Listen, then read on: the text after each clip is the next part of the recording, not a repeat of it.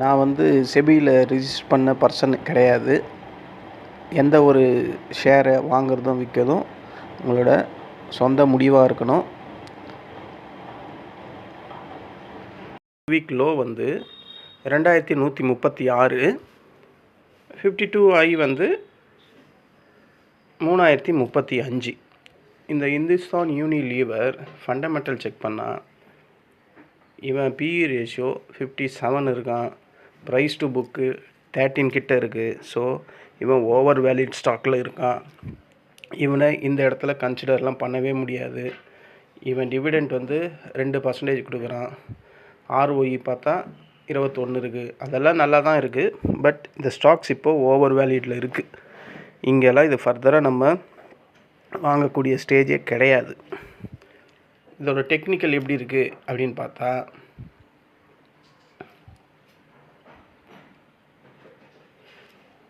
Technical பார்த்தா இப்போ RSIயில் வந்து 48 கிட்ட இருக்கான். இவன் கீழே வர்றதுக்கான வாய்ப்பு இருக்குது. கீழே எவ்வளோ வரையும் வர்றதுக்கு வாய்ப்பு இருக்குன்னா, அது வேறு ஒரு கேப் டவுன் வேறு இருக்குது. 2500 வரையும் வர்றதுக்கு வாய்ப்பு இருக்குது. இங்கேருந்து இன்னும் ஒரு 80 பாயிண்ட்டு கீழே வர்றதுக்கு வாய்ப்புகள் நல்லா தான் இருக்குது. இந்த இந்துஸ்தான் யூனிலீவரில் RSIயும் 48 அந்த ரேஞ்சில் இருக்கான். இவன் இறங்குனா 2500 வரையும் வரலாம். அதுக்கும் கீழே இறங்குறான்னா 2400 வரையும் வர்றதுக்கும் வாய்ப்பு இருக்குது. பட் இவன் வேகமாலாம் இறங்க மாட்டான். மடமடன்னு ஒரே நாள்லேயே 1000, 100, 200 பாயிண்டெல்லாம் இறங்காது. பொறுமையாக இறங்கும். இந்த புதுசாக நம்ம இப்போ இந்த ஸ்டாக்ஸை ஹோல்ட் பண்ணணும் இல்லை பையிங் பண்ணணும்னு நினச்சா இந்த ஸ்டேஜ் வந்து கரெக்டான இடம் கிடையாது. இந்த இந்துஸ்தான் யூனிலீவர். அடுத்த ஷேர் பார்க்கலாம். அடுத்த ஷேர் வந்து விப்ரோவோட 52 வீக் லோ வந்து 228, 52 வீக் ஹை வந்து 324. இப்போ அவன் ட்ரேட் ஆகிற ரேஞ்ச் வந்து 252. இதோட ஃபண்டமெண்டல் செக் பண்ணால் இவன் பிஇ ரேஷியோ பிலோ 20 கீழே தான் இருக்கான். ப்ரைஸ் டு புக்கு 3 பாயிண்ட்டு தான் இருக்குது. அதான் 3.23 தான் இருக்குது. டிவிடெண்ட் சூப்பராக கொடுக்குறான். 4.30% கொடுக்குறான். ROE பார்த்தா 16% இருக்குது. ஸோ இவன் சூப்பர். இவனை லாங் டேர்முக்கு நம்ம சூஸ் பண்ணலாம் விப்ரோவை. இதோட ஃபண்டமெண்டல். இதோட டெக்னிக்கல் நம்ம சார்ட் வைஸ் டெக்னிக்கலை பார்த்தா இவன் இப்போ வந்து ட்ரேட் ஆகிட்டுருக்க இடம் வந்து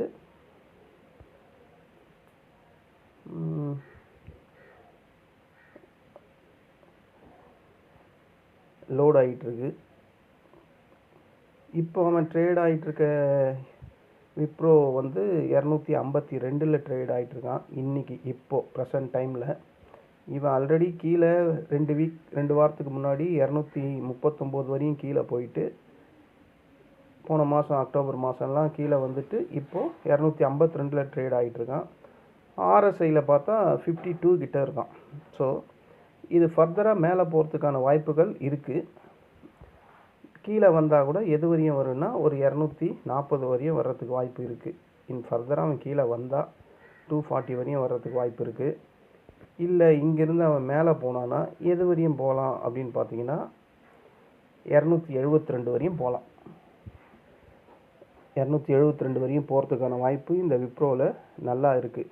ஆனால் இந்த ஃபஸ்ட்டு இருக்கிற அந்த ரெசிஸ்டண்ட்டை அவன் கண்டிப்பாக உடைக்கணும். எங்கே இருக்குன்னா 258 இருக்குது. இந்த 258 உடைச்சானா கண்டிப்பாக 272 மேலே போயிடும் இந்த விப்ரோ. RSIயும் 53க்கு மேலே தான் இருக்குது. அதனால் இது பாசிபிலிட்டி நான் கணிக்கிறது என்னன்னா இது மேலே போகிறதுக்கான வாய்ப்பு தான். எப்போன்னா இந்த 257 கட் பண்ணி மேலே போனான்னா 272, 73 கண்டிப்பாக போகும் இந்த விப்ரோ ஷேர். அடுத்த ஷேர் வந்து நெஸ்லே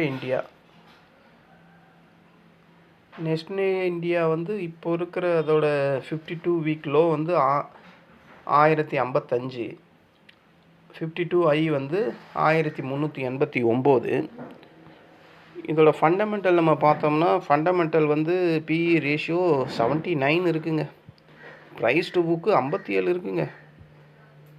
ஆமா, டிவிடெண்ட்டே இவன் 1% கீழே தான் கொடுக்குறான்.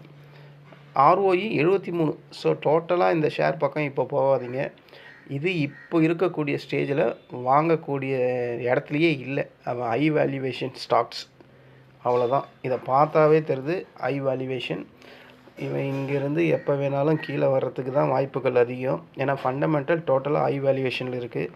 சரி, இவனோட சார்ட் என்ன சொல்லுது அப்படின்னு நம்ம பார்க்கலாம். இவ்வளோ ஐபி ரேஷியோ இருக்கிற ஸ்டாக்ஸ் எல்லாம் என்ன ஆகும்னா, ஏறுற மாதிரி ஏறிக்கிட்டு தான் இருப்பான். ஆனால் ப்ராஃபிட் புக்கிங் வந்தால் துபுகுடீர்னு கீழ் நோக்கி விழுந்துருவான். அதுதான் இந்த மாதிரி ஷேரில் இருக்கிற பெரும் ப்ராப்ளம். இந்த நெஸ்லே இந்தியாவோட சார்ட்டை நம்ம செக் பண்ணி பார்த்தா அதில் ஒரு பெரிய கேப் இருக்குது. 1098 இருக்குது. இவெல்லாம் 1098 கண்டிப்பாக வந்தே தீரணும்.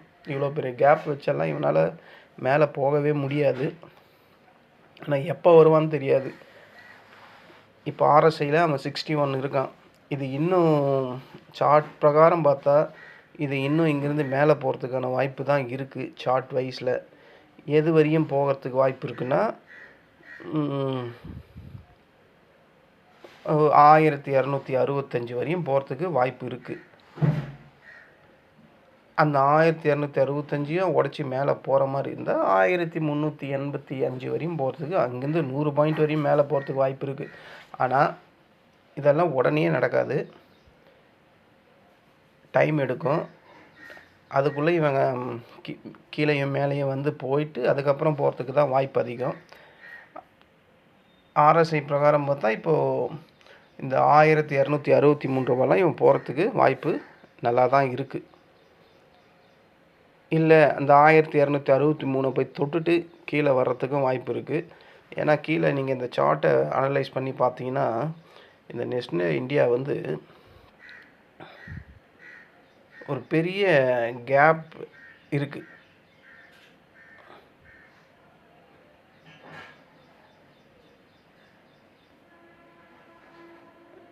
ஆமாம், ஒரு பெரிய கேப் இருக்குது. எக்ஸாக்டாக 1999 இருக்குது.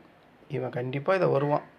ஒருவேளை இந்த 1263 தொட்டுட்டு வருவானா என்னன்னு நமக்கு தெரியாது. அப்போ இருக்கிற மார்க்கெட்டோட சூழ்நிலை, நியூஸு, இந்த எஃப்எம்சிஜியோட அதோட அந்த நேரத்துக்கு இருக்கக்கூடிய பிரச்சனையை பொறுத்து தான் இது நடக்கும். ஆனால் இப்போதைக்கு இவன் மேலே போகிறதுக்கான வாய்ப்பு இருக்குது. பட் இவன் ஓவர் வேல்யூட் ஸ்டாக்ஸ். நம்ம அடுத்தது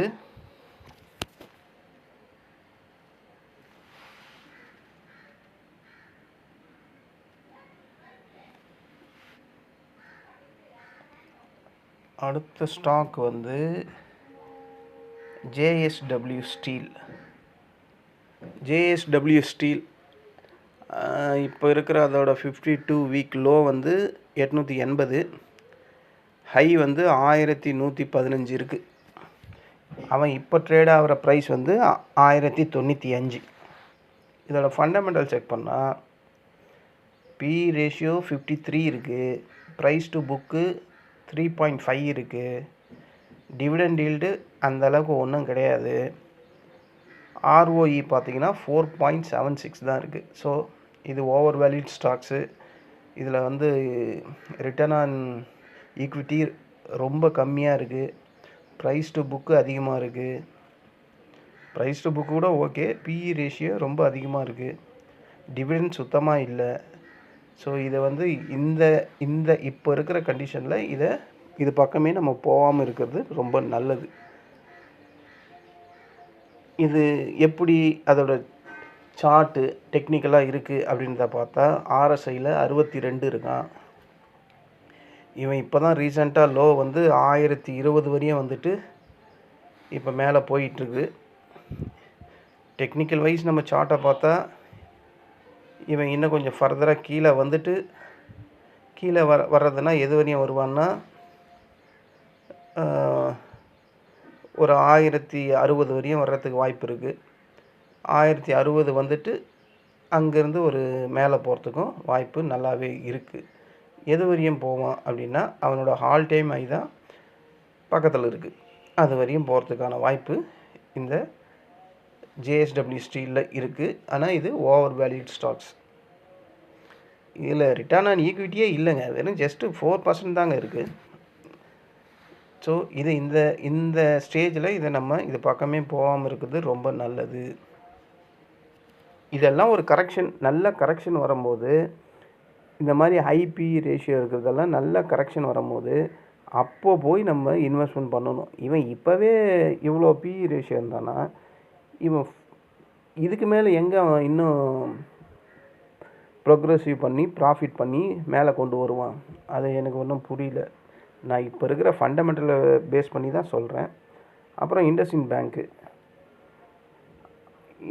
பேங்க் வந்து நம்ம ஆல்ரெடி எல்லாருக்கும் பல பிரச்சனைகளை தரக்கூடிய ஒரு பேங்க் இது. இதோட ஃபண்டமெண்டல் பார்க்கறதுக்கு முன்னாடி அதோட 52 வீக் லோ வந்து 606 போன வருஷத்தில் இந்த வருஷத்தில் வந்தான்னு நினைக்கிறேன். 52 ஐ வந்து 1498. இதோட ஃபண்டமெண்டல் எப்படி இருக்குன்னு பார்த்தா, PE ரேஷியோ 50 கிட்ட இருக்கான். ப்ரைஸ் டு புக்கு 1% கீழே தான் இருக்கான். ஸோ இது நல்லா இருக்குது.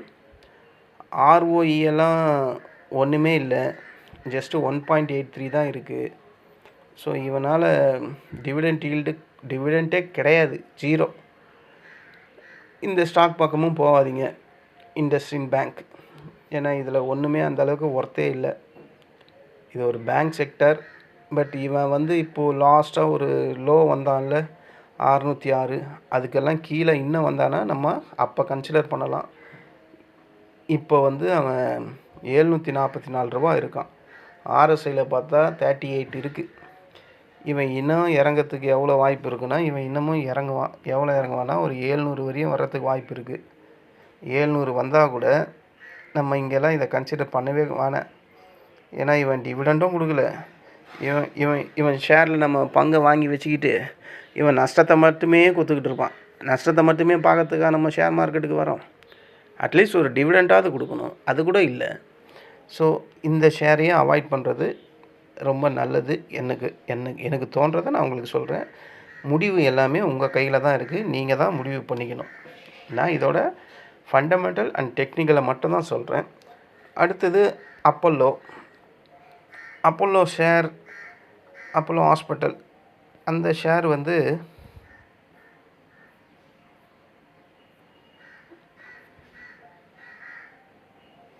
ஒரு நிமிஷம்.